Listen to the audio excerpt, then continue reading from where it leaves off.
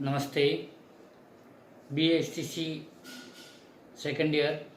अपना जो सब्जेक्ट है विद्यालय संस्कृति प्रबंधन और शिक्षक, इसके अंतर्गत आज जो अपना जो टॉपिक है उसमें राष्ट्रीय शैक्षिक योजना तथा प्रशासन संस्थान यानी कि नीपा के बारे में अपन अध्ययन करेंगे, है ना। तो अपना टॉपिक है राष्ट्रीय शैक्षिक योजना तथा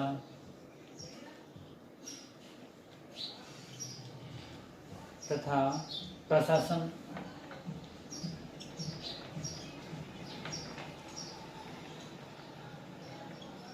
संस्थान, है ना। ये अपना टॉपिक है ना। इसको हम अपन शॉर्ट में NIEPA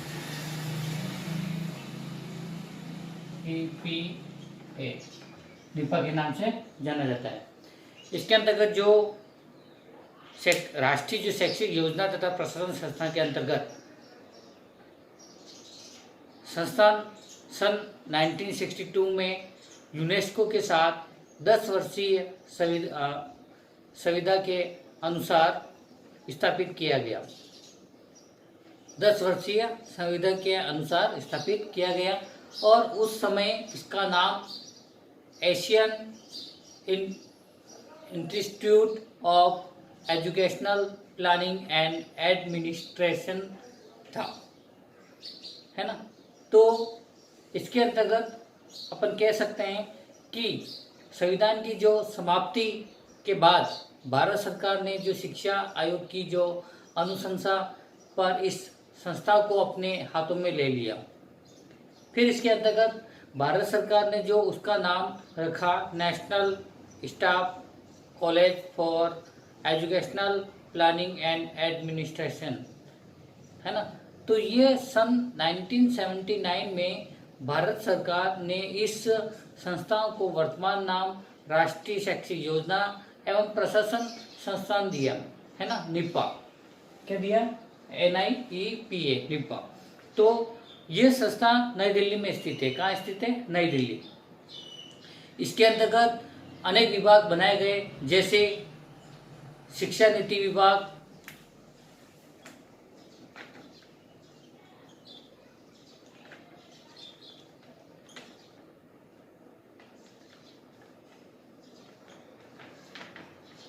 शिक्षा नीति विभाग, शैक्षिक योजना विभाग,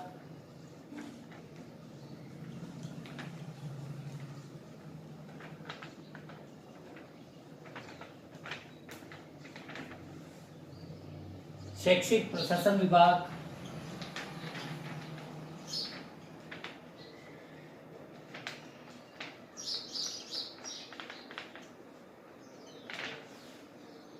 है ना। कहने का मतलब ये है कि पहला जो इसमें बताया गया है उसमें शिक्षा नीति विभाग, उसमें जो नीतियों की योजना बनाता है उसके अंतर्गत शिक्षा विभाग नीति विभाग के अंतर्गत बताया गया है। फिर शैक्षिक योजना विभाग यानी कि लक्ष्यों की प्राप्ति के लिए कार्य योजना बनाना, है ना। कोई भी कार्य करने से पहले एक योजना तैयार की जाती है, उसके माध्यम से कार्य का योजना बनाया तैयार होकर उसको सुनिश्चित किया जाता है। शैक्षिक प्रशासन विभाग यानी कि सर्वे करना या अनुसंधान करना, किसी पे रिसर्च करना या योजना का मूल्यांकन करना, जो भी योजना कर रहे हैं उसका मूल्यांकन किया जाता है। फिर इसी के अंतर्गत अपना विद्यालय तथा अनौपचारिक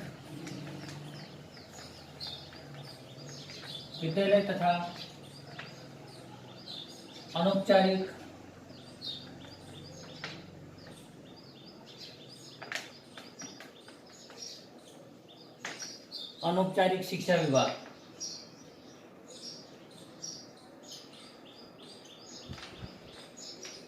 फिर इसी के अंतर्गत है शैक्षिक वित्त विभाग,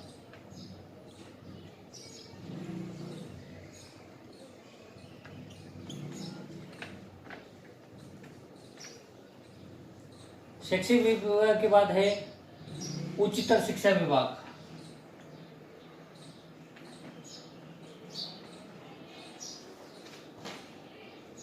शिक्षा विभाग। फिर बताया गया है अंतरराष्ट्रीय विभाग।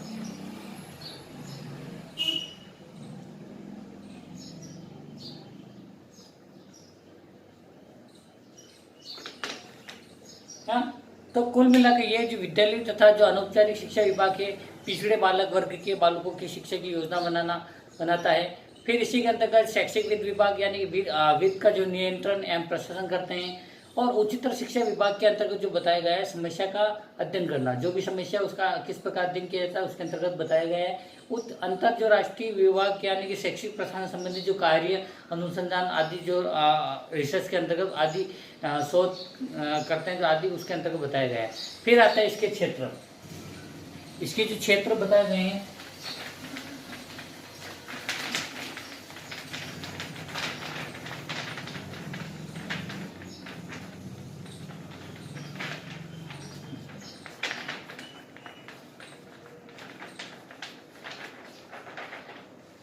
अब इसके क्षेत्र जो बताए गए निपा के जो क्षेत्र हैं, है ना, उसमें जो क्षेत्र में जो शैक्षिक आयोजकों और जो प्रशासकों का प्रशिक्षण, अनुसंधान, नवाचारों तथा परामर्शी सेवाओं का प्रसार आदि सम्मिलित है। इसमें पहला जो आपने बताया गया है, शिक्षा नियोजन तथा प्रशासकों का प्रशिक्षण। यह जो संस्थान भारत के शैक्षिक कार्यकर्ताओं के प्रशिक्षण के लिए विभिन्न प्रशिक्षण कार्यक्रम संचालित करता है। फिर आता है अनुसंधान। अब अनुसंधान है जो शैक्षिक योग्यताएं जो प्रशासन के विभिन्न पक्षों के अनुसंधान कार्य प्रारंभ करता है और उन्हें सहायता प्रदान करता है और बढ़ावा देता है तथा उन्हें समन्वित करता है। फिर आता है नवाचार का प्रसार। इसमें जो अंतर्राष्ट्रीय भ्रमणों का जो आयोजन, राज्यों में प्रयुक्त नवाचार, अन्य माध्यमों का प्रयोग किया है। फिर आता है अपना परामर्शदाता सेवा। अब विभिन्न राज्यों तथा जो संघ शासित जो प्रदेशों के लिए परामर्शदाता की सेवा प्रदान करता है। फिर आता है अपना प्रकाशन कार्यक्रम। अब पुस्तकें, पत्र पत्रिकाएं, प्रतिवेदन एवं सहयोग, सब ये प्रकाशन कार्यक्रम के अंतर्गत बताया गया है। तो ये आज अपना इसके अंतर्गत जो अपन ने अध्ययन किया है ना, तो राष्ट्रीय शैक्षिक योजना तथा प्रशासन संस्थान जो निपा है ना, तो इसके बारे में अपन अध्ययन किया। आज के लिए इतने काफ़ी है। नेक्स्ट वीडियो में अपन NCERT के बारे में अपन अध्ययन करेंगे। ठीक है, आज के लिए इतने काफ़ी है। कक्षा को व्यवस्थित बनाने के लिए और ध्यान से सुनने के लिए आपको बहुत बहुत धन्यवाद।